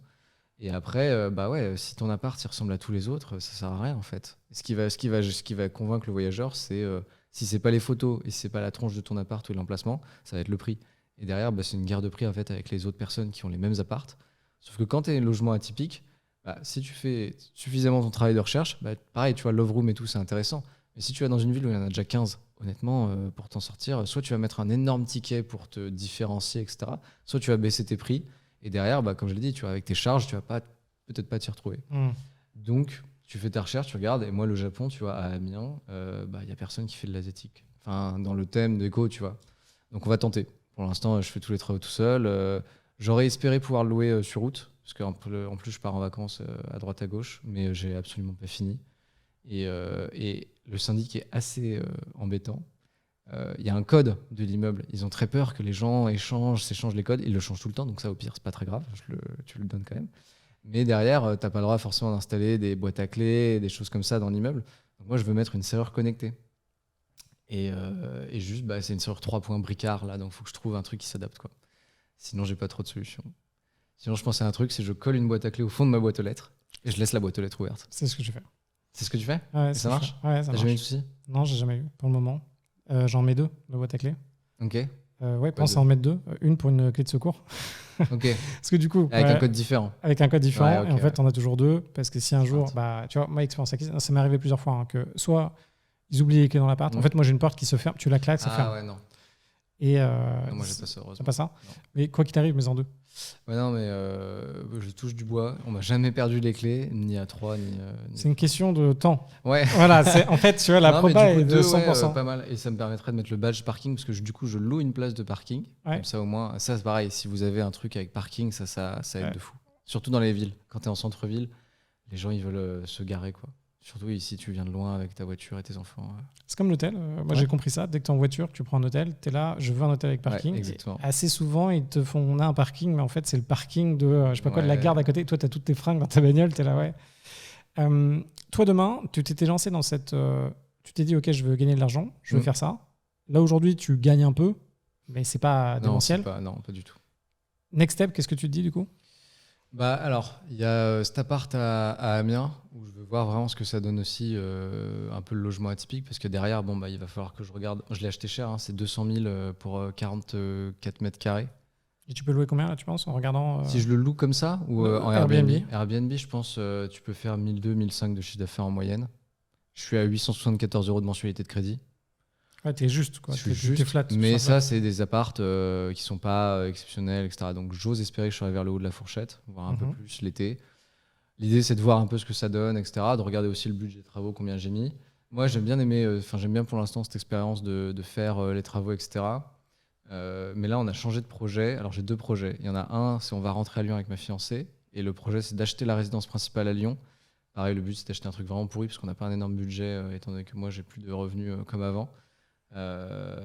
Et du coup faire les travaux et après donc l'idée c'est de rentrer, d'essayer d'avoir un appart en janvier 26 et après on veut partir 1 an au Japon, donc c'est retaper l'appart et là c'est faire là j'aimerais bien un truc où vraiment il y a tout à refaire, c'est-à-dire que toi tu fais ta salle de bain comme tu veux, parce que moi là il y a déjà du carrelage, etc. Les prises sont mises à des endroits qui n'ont rien à faire, enfin là l'idée c'est vraiment de pouvoir tout faire à partir de zéro, c'est plus simple je trouve. Quitte à prendre du coup un truc classé G ou F, ça peut être bien parce que derrière tu le regardes, il faut regarder si la copro va pas se mettre en tête de faire des gros travaux parce que là ça va te coûter bonbon. Mais l'idée c'est ça, de le mettre en location. Et à Lyon, il y a pas mal d'articles qui sont sortis récemment que c'est encore plus tendu qu'à Paris sur le locatif. Donc on se dit que ça peut être intéressant et qu'on trouvera forcément quelqu'un pour louer derrière quand nous on sera à l'étranger. Et l'idée c'est de le rénover, encore une fois pareil, tu vois, un peu plus premium avec des belles finitions, des beaux matériaux, du carrelage dans la salle de bain et tout, pour essayer de le louer un peu plus cher à des gens qui ont un peu plus de moyens. On va essayer de voir un T3, peut-être une famille avec un enfant. Ça dépendra de ce qu'on arrive à emprunter. Et derrière, 1 an au Japon, c'est vraiment pour visiter et travailler un peu. Et sinon, l'autre projet, c'est une application dont tu n'es pas fan, enfin sur le principe. Non, mais attends, ne dis pas ça. Non, mais en gros, en ayant fait justement, parce qu'il y avait déjà une application en route pour le bar qui était pour la fidélisation des clients du bar. Et cette idée de fidélisation, je trouve qu'elle est quand même centrale aujourd'hui dans notre société et tu en as un peu partout. Et parfois c'est bien fait, parfois c'est mal fait. Et je pense qu'on peut mieux faire dans le domaine du voyage et de la courte durée. J'en dis pas beaucoup plus, mais l'idée c'est d'aller là-dedans et on espère sortir la première version sur les stores, donc Apple Store et Play Store, fonctionnelle de A à Z en novembre. T'as un nom quand même pour... Stay to Earn. Et tu peux redonner ton nom pour qu'ils te retrouvent peut-être sur LinkedIn s'ils ont des questions. Dimitri Levasseur Stepanova sur LinkedIn. Ouais, vous pouvez me contacter. Ouais. Je prends le temps en général de répondre. Dernièrement, je n'accepte plus les gens qui veulent me parler de M&A. J'avoue que je suis pas T'as cool arrêté là-dessus. Non, j'ai arrêté. Ouais. Pareil, quand je savais que je voulais partir, etc., je prenais pas les calls parce que je Ouais. savais que j'allais dire que c'était affreux. Enfin, Ouais, c'est pas c'est pas- affreux, tu vois, mais C'était pas ton en truc, fait, quoi. Ça te motivait t'es pas dans le mood, Ouais. t'es pas, et puis ça sert à rien de démotiver quelqu'un en fait. À un moment donné, c'est bien de lui donner peut-être une autre vision. Moi, j'ai tendance à être très bavard aussi, donc en général, les calls des étudiants, ça dure 1 heure au téléphone. Mais si c'est pour que je les démotive pendant 1 heure, c'est bien d'avoir deux visions des choses, mais après voilà. Qu'est-ce qui fait que tu fais pas 10 000 balles par mois avec l'IMO en ce moment? Ce qui fait, capacité d'emprunt, j'ai 0 capacité d'emprunt. J'ai le prêt immobilier à Amiens déjà, j'ai mon prêt étudiant. Je suis à un taux d'endettement explosif parce que j'ai pas de revenus en fait. Si là je te donnais 1 million de dettes, est-ce que tu arriverais à vraiment gagner de la thune ou pas? Est-ce que maintenant tu sais vraiment gagner de la thune? En sous-loc, qu'est-ce que tu ferais? Déjà, je ferais pas de sous-location, ça c'est sûr. Ok, pourquoi? Parce que en fait, t'es pas. Moi, il y a un truc que j'aime pas, c'est que t'es pas maître de ce que tu gères. En fait, c'est comme si tu prenais une boîte. Enfin, je sais pas si mon parler va être intelligent. Vas-y, j'écoute là. Tu prends une boîte, ok? Non, mais c'est comme si c'est comme si tu louais la gérance d'une boîte, tu vois. Mais derrière. T'es consultant. C'est comme si t'étais consultant. Ouais, mais consultant, c'est pas ton problème. Parce que consultant, en fait, on te paye. Tu viens dans une boîte, tu consultes, tu fais, tu réussis pas, bon, t'as ton chèque, tu vois. Ouais, mais tu re-signes pas l'année prochaine, tu vois. Ouais, après, voilà, bon, tu re-signes pas l'année prochaine. Mais t'es pas embêté par des trucs que tu peux pas gérer. Enfin, si, mais ton but, c'est de faire un rapport spec, c'est toujours la même chose. Là, moi, je suis bloqué, tu vois, le truc de la colonne de douche. C'est pas. Enfin, je suis sûr que je vais avoir des commentaires dessus. En fait, ce qui est marrant, c'est que tu es un peu en entre-deux. Tu vois, par exemple, les locaux où on est ici, Ouais. c'était brut de béton. Et en fait, tous les travaux que tu fais dedans, c'est pour ta pomme. Et si tu t'en vas, normalement, enfin, tu peux demander un peu à la propriétaire si tu veux, mais un local commercial, tu fais tout toi-même. Oui, Tu vois. ça, oui. Pour le local commercial, je suis d'accord. Pour le bar, moi, c'était pareil. Hein. Le bar, tu signes un bar. Enfin, moi, j'avais une transformation, déco et tout. C'était tout pour moi. La devanture, les vitres, de l'électricité, enfin, tout, tu vois. Et en effet, si derrière le bail n'est pas reconduit, tu l'as dans l'os. Et toi, tu es un entre-deux, tu vois. Il y a un moment, tu dis, est-ce que tu fais l'effort de dire à ton propriétaire, parce que si ton business gagne assez, tu lui dis, bon, tu fais quoi, tu vois. Ouais, après, la sous-loc, je suis sûr que c'est intéressant. Quand tu as la bonne ville, quand tu as là ou les bonnes villes, tu scales, etc. Après, tu grappilles toutes les parts de marché et tu fais du volume. Tu auras peut-être un appart qui sera déficitaire tel mois, tu en as 3 autres qui sont bénéficiaires. Bon, c'est pas grave, tu continues en fait. Il faut en avoir une quarantaine. Ouais, en fait, tu deviens une conciergerie. Donc, tu en as 20, 40. Après, derrière, tu fais autre chose. Je pense que ça t'ouvre pas mal de voies, mais comme tout d'ailleurs, il y en a plein. Ils ont des propriétaires du coup qui les appellent parce qu'ils ont déjà plein d'apparts. C'est plus simple à prospecter, etc. Et moi, je préfère quand même le côté du tu possèdes le truc, s'il y a un problème, tu gères assez facilement. Si tu me donnais 1 million de dettes, je pense que je ferais. En fait, ça dépend. J'aime bien la coloc, parce que je pense que c'est assez intéressant à faire, mais il faut trouver la bonne ville. Mais sinon, en vrai, je pense que je ferais comme la dame, elle fait, tu vois, celle de 3. Genre, tu prends des trucs pourris, tu les fais taper, et tu fais de la location courte durée sur du comment ça s'appelle ? Du premium. Premium atypique à thème, j'ai retrouvé mes mots. Et derrière, en plus, honnêtement, je pense qu'aujourd'hui, tu peux créer vraiment une image de marque. Tu vas plus loin, tu vois. Tu fais pas juste 3 apparts, tu fais un réseau, tu te crées un site internet, tu te crées une page Insta, et en fait, tu deviens un peu une destination voyage. Et si les mecs, ils ont aimé ta ville à 3, après, c'est galère à gérer, je pense, parce que tu peux pas t'amuser à faire toutes les villes de France, sinon tu vas mourir en train ou en avion ou en voiture. Mais derrière, faut penser le truc, tu vois. Si tu te dis, OK, je fais ça à 3, j'en fais un à Amiens, tu regardes les trucs, et petit à petit, tu essaies de te construire. Parce que je pense que tout miser dans la même ville, c'est pas une super idée. Mais je ferais plutôt ça, ouais. D'un point de vue thune, non. Tu as quand même une démarche fire, tu vois, dans l'âme de te dire je vais gagner de la thune, je vais lever le pied pour faire peut-être autre chose. D'ailleurs, je sais pas ce que tu aimerais faire. Là, si tu n'avais pas besoin de bosser, tu ferais quoi d'ailleurs? Des enfants peut-être? Ouais, justement, enfin, c'est un peu le truc. On repousse ça par rapport à justement le fait qu'on voulait partir au Japon avant de faire les enfants. Parce que tous les deux, on a eu un projet avorté avec le Covid de départ à l'étranger sur une grosse période.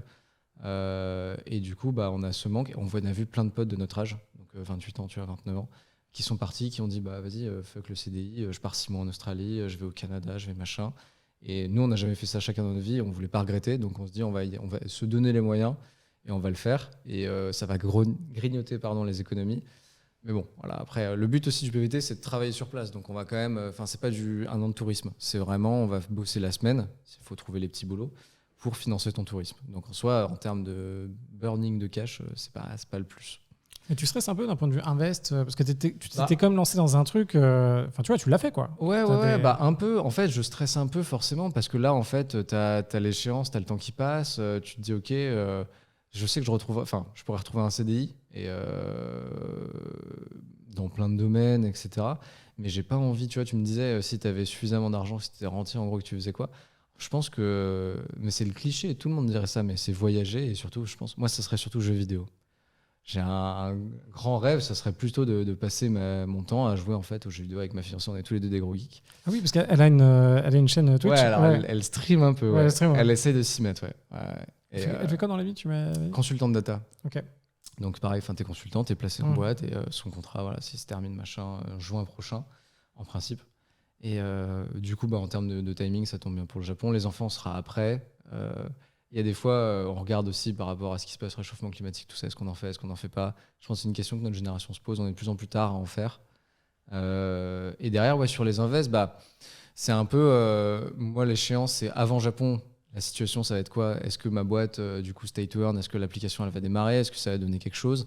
L'appart à Amiens et les apparts à Troyes, est-ce que je vais les garder ou pas? Ça, on fera le bilan déjà à fin d'année pour chacun. Parce que du coup, je serai à Lyon, il y aura l'appart que je vais acheter à Lyon. Et derrière, en revenant du Japon, qu'est-ce que je fais? C'est un peu la question. Et ça dépend vraiment de est-ce que la société avec l'application, elle va tourner, elle va marcher ou pas. Si ça marche pas, je te rappelle et on regarde.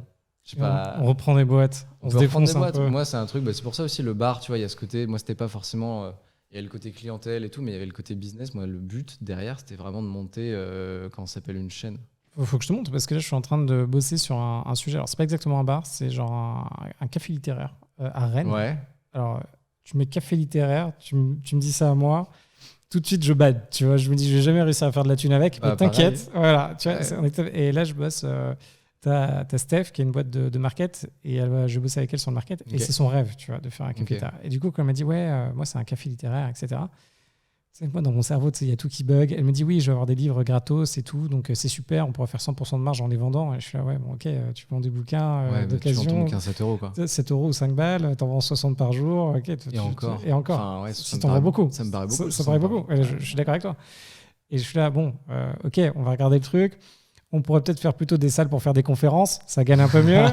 ça, c'est ton expérience coworking. Voilà, c'est expérience coworking qui est ici. Je me dis, il faut voir ce qu'il y a besoin là-bas. On va contacter la mairie pour récupérer un local gratos. Oui, ça, c'est bien. Ouais. Des grosses salles de conférences, c'est bien. On les équipe bien. Enfin, tu vois, j'essaie de trouver tout ce qui autre. En fait, c'est ça qui me tue parce qu'il y a beaucoup de gens qui ont des projets un peu coup de cœur. Ouais. Alors, ça m'arrive de me tromper. Hein. Je me suis trompé pas mal de fois. Alors, non. Alors, statistiquement, je me trompe pas trop pour savoir si ça fait de l'argent ou pas. Mais il y a des moments, tu vois, par exemple, sur Stello, je m'étais trompé dans le courtier en assurance et je sais plus quelle boîte je m'étais trompé et je me rappelle que je me suis trompé. Ouais. Par contre, il y a des business comme ça, il y a beaucoup de gens qui veulent créer ils se rendent pas compte, tu vois, c'est comme ouvrir un petit bar en province, par exemple. Ouais. Ça fait 130 000 balles de chiffre d'affaires, le bar. Tu prends ta marge, tu as 50 000 balles, 30 000 balles de marge. Et tu as de quoi payer un mec, mais qui est là full time. Et c'est tout. Donc, même si il y a plein de trucs. C'est sûr. Non, mais le bar, moi, c'était. Il y avait plein d'à côté que je voulais faire venir des streamers, des trucs, faire de la pub. Aujourd'hui, ça marche vachement sur Insta et TikTok, tu vois. Il y avait il y avait l'application aussi, avec des trucs. Il y avait plein de choses. Ouais. Et c'est ça que je trouve intéressant. C'est en fait, tu prends un business et derrière, tu essaies de trouver des upsides sur comment générer plus de cash avec ce même business. Donc, ouais. Sinon, c'est quand même bien de prendre un business qui, dès de base, fait de la thune. Et après tu vois... Ouais. Mais c'est pareil, tu vois. Après, pour racheter des boîtes et tout, il faut trouver un truc aussi où à mon sens, mais peut-être que là, je me trompe. Il faut trouver un secteur ou un produit ou un service dans lequel tu es un peu à l'aise. Parce que si tu te pointes et là que tu me fais racheter une boîte de panneaux solaires et d'éoliennes, moi, j'y connais rien, tu vois, ça va être compliqué. C'est ça comme exemple, mais c'est pas n'importe quoi. Alors, panneaux solaires et éoliens, il y a beaucoup d'arnaques, mais non, là, on vient de racheter tu vois, des magasins, là. Ouais. C'était sur... c'est quoi l'avenue Non, je peux pas te le dire. On peut pas le dire. Non, parce que je donne les chiffres, donc soit je donne le nom. Donne les chiffres, je préfère les chiffres que la localisation. Non, on rachète donc c'est une boîte, tu vois, elle fait 1,3 million de chiffre d'affaires, c'est 2 magasins, ils font 137 à 200 000 de BE. Ça dépend des retraitements, tu vois. Ouais. En gros, ça va nous coûter 80 000 balles de cash. On achète le truc 240 en tout.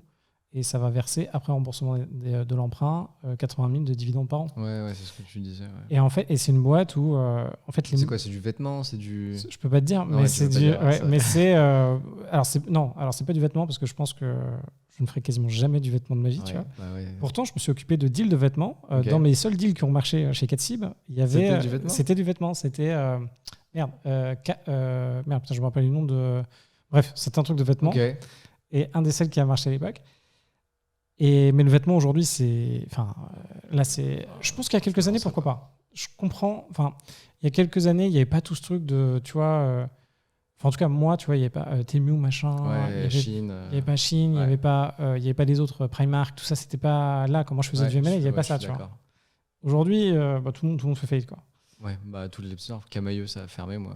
On en parlait récemment. Je crois qu'il y a Jennifer aussi dans les marques qu'on connaissait. Café Coton.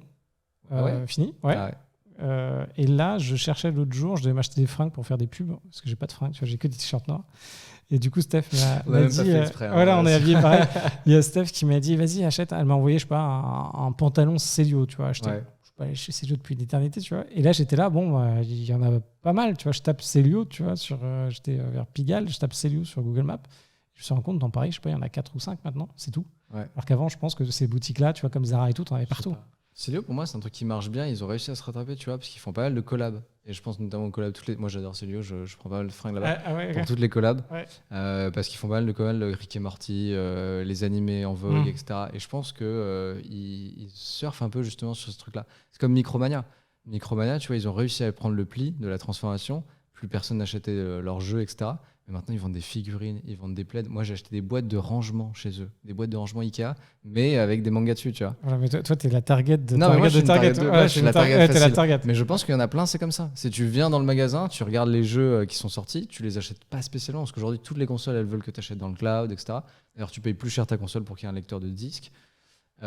Mais derrière, en fait, tu as des figurines, tu as des pulls, tu as des t-shirts. Et en fait, c'est comme ça qu'ils arrivent, à mon avis, je connais pas les chiffres, mais à s'entretenir, quoi. Tu vois, les boîtes qu'on a rachetées, c'est en fait le groupe qui a acheté ces boîtes-là ne voulait pas garder ces magasins. Ces activités. En fait, il y avait 2 activités. Il y avait une activité de packaging et une activité de magasin. Okay. Et ils ont acheté l'ensemble pour le packaging. Okay. Et ils ont laissé le truc un peu traîner. Ouais, et là, ils sont en train de se dire, on va peut-être sortir le truc. Okay. Et au début, ils en voulaient beaucoup plus cher, tu vois. Et 6 mois de négo, là. Et là, c'est signé. Et tu vois, et vous étiez beaucoup à l'achat sur le deal? Il y avait de la concurrence ou pas du tout? Ouais, mais pas de la concurrence sérieuse, tu vois. Ouais, parce que du coup, tu as bien baissé le prix, quoi. Ah, on a cartonné le prix. Il y a 430 000 de stock. Et on achète un truc, on achète 240. Bah, t'es tranquille. Du coup, t'es un enjeu. Après, il faut voir si t'arrives à vendre le stock. Il faut voir si t'arrives à écouler. On a revalorisé le stock. Enfin, c'était un enfer de genre comment tu valorises le stock par rapport à un truc. Et bref, tu vois, ce genre de. Après, ça dépend ce que tu veux faire. Mais tu vois, une boîte comme ça, si tu prends la dette plus les dividendes, plus les extras. Moi, j'ai un problème, tu vois, et on va parler chiffres, c'est j'ai plus de cash. Là, on met un tout petit peu de cash. Ouais, on met les 80 000. Mais ça, tu les trouves. Moi, j'en ai 30. Oui, mais on en parlait tout à l'heure. T'as toujours des potes qui sont M&A, ils ont du cash. Tu les appelles. Utilisez vos potes. Voilà, tu dis, hey, tu fais quoi cette année? Ouais, je viens de toucher mes dividendes et tout. J'hésite à partir au ski et tout. Tu fais, attends. Sauf 10 000 balles par là. Change pas d'appart. Non, mais je pense que c'est des trucs comme ça. Non, mais je suis d'accord. Mais c'est vrai que faut trouver le bon truc. Et après c'était les techniques. Tu peux après lever des fonds, tu peux faire du crowdfunding, tu peux faire plein de choses. Ouais. Par contre, l'enjeu, c'est généralement les gens vont prendre une participation. En gros, tu trouves une boîte, elle vaut, je sais pas, tu as besoin de 2 millions de cash. Les mecs, ils mettent 1 million, ils vont vouloir 50% de la boîte. C'est que la négo après. Ouais. Mais un peu compliqué. Surtout, en plus, si toi, derrière, c'est 1 million de cash te permettent d'emprunter, mais que tu n'es pas caution perso, ils risquent de te dire aux États-Unis, en tout cas en France, c'est pas trop le cas, mais aux États-Unis, ils vont dire bon, en fait, tu n'es pas caution perso. Du coup, OK, tu as fait le search fund. Et OK, si tu fais de la perte, tu auras peut-être des parts, mais nous, on prend 100% de la boîte, en fait, parce que c'est grâce à notre cash, il n'y a pas de caution perso qu'on a pu faire l'emprunt. Mais en France, c'est que de la négo. Et tu as plein de trucs à faire. Dans les boîtes à reprendre, tu en as plein où... tu sais, moi, j'en vois tellement. Les gens, en fait, c'est dur de vendre une boîte. Tu vois, un appart, ça peut être un peu atypique, tout ce que tu veux, mais ça va. Mais les boîtes, il y a plein de mecs, à part si tu veux des très belles boîtes. En gros, ça dépend ce que tu targetes. Si tu regardes des boîtes, tu vois, 5, 10 millions de chiffre d'affaires, qui font du cash, qui tournent bien, qui sont établies, là, tu es en compète avec des boîtes, avec les fonds. Oui, clairement, tu es en compète avec les petits fonds, c'est sûr. Tu vas avoir des mecs qui vont... Ouais, tu as beaucoup plus de... Non, mais après, sur les boîtes, moi, ce que je pourrais trouver intéressant, c'est les SaaS aussi. Le modèle recurring par abonnement, ça, tout le monde fait ça maintenant. Après, tu as les business classiques qui sont en SaaS, tu vois, genre les courtiers en assurance, tout ça. Et je me pose des questions avec l'IA sur l'évolution des petits SaaS en ligne. Je me demande si l'IA assez vite va permettre, tu vois, en fait, ça va débunker. C'était comme, tu vois, moi, quand j'ai commencé à faire des sites internet, on codait tout. Tout. Ouais. Et après, il y a eu les frameworks, il y a eu les trucs déjà installés, et puis après, il y a eu WordPress, il y a eu tout ça. Truc tout fait. Et là, j'ai l'impression que, tu vois, les SaaS, le ChatGPT va te permettre de faire des SaaS sans avoir... tu vois, ça va enlever la barrière. Il y a des histoires folles de mecs... je sais pas si tu connais Cal.ai.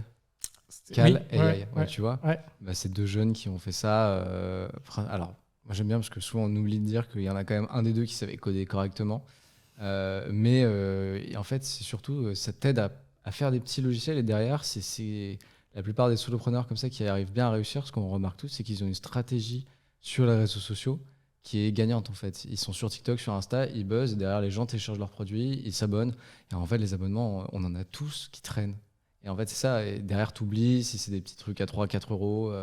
Et en fait, tu t'amasses, toi, avec ton petit logiciel, un peu de cash, quoi. Je vois l'optique de ton app. Si c'est ça... Non, absolument pas. Voilà. Ce sera 300 € par mois. Bien, c'est bien. Non, transformer. Justement, sur ce marché-là, je pense que c'est trop compliqué au début. Ouais, on va le tenter. Mais de faire par un système d'abonnement. À mon avis, c'est trop compliqué. En fait, tu peux le faire, tu peux le proposer. Tu vois, tout marche à la commission. Airbnb, Booking, etc. T'en as quelques-uns, je crois, ils disent tu paies un frais fixe mensuel, annuel même.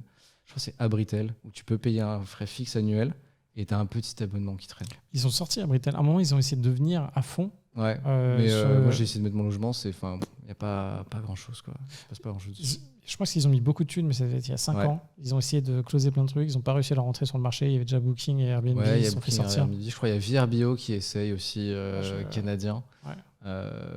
Mais du coup, c'est compliqué en fait de faire autre chose que de la commission. Très cool.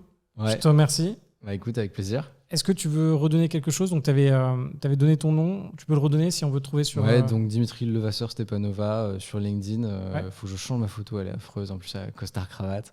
Je vais essayer de mettre un truc un peu plus start-up. Et après, sur les réseaux sociaux, pour l'instant, j'ai pas encore créé de compte. Mais j'ai déjà le pseudo.